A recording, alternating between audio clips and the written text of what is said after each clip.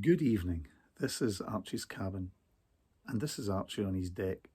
I'm sitting on my deck here in southern Ontario, and it's been a beautiful day, cold, but now it's just perfect. People ask me what I miss about Scotland. I tell them it's the fresh air. This evening, the air is like Scotland, fresh, really nice, clean, clear air. Take a big deep breath and you feel it in your lungs, and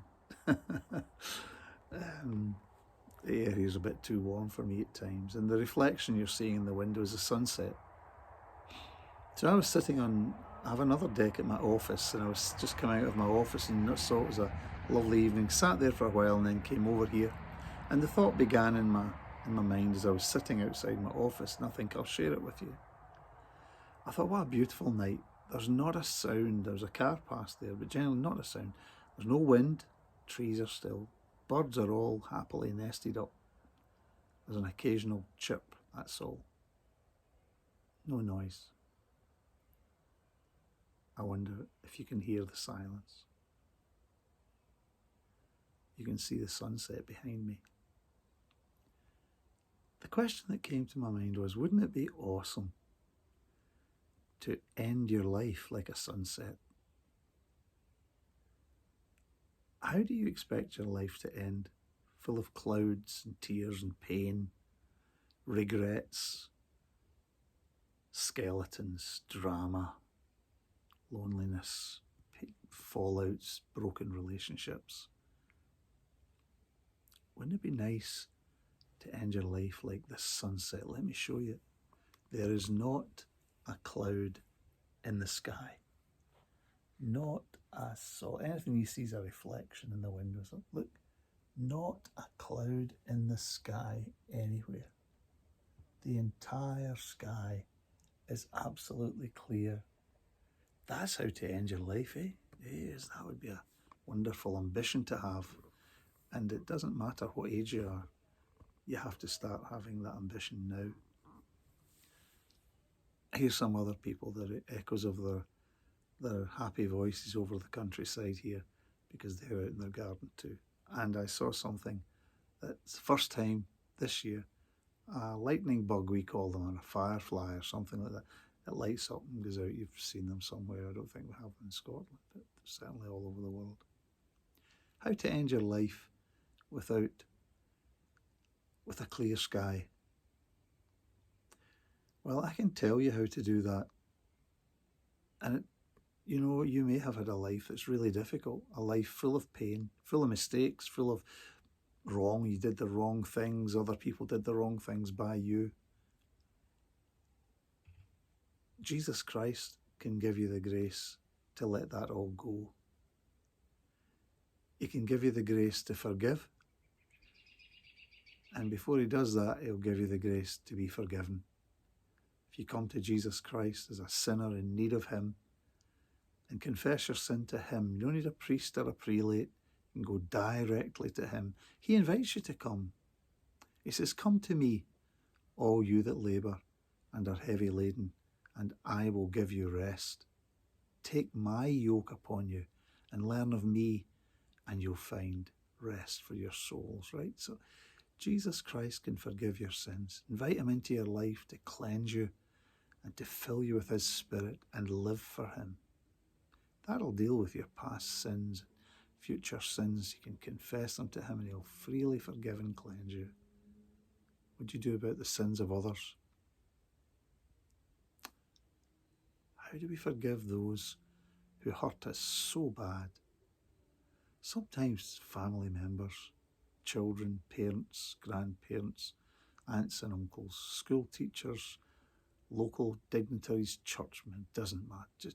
There's no point in giving examples. They're in every part of life. Well, I can tell you that one of the greatest aids to forgiving others is to know that you yourself have been forgiven. And when you've known the free forgiveness of Jesus Christ,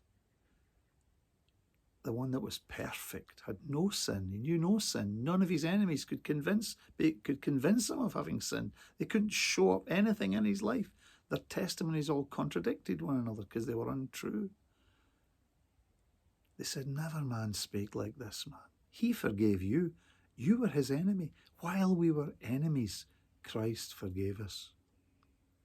When you've known that experience yourself, it's so much easier to forgive someone else. Sometimes you still have to carry burdens through life.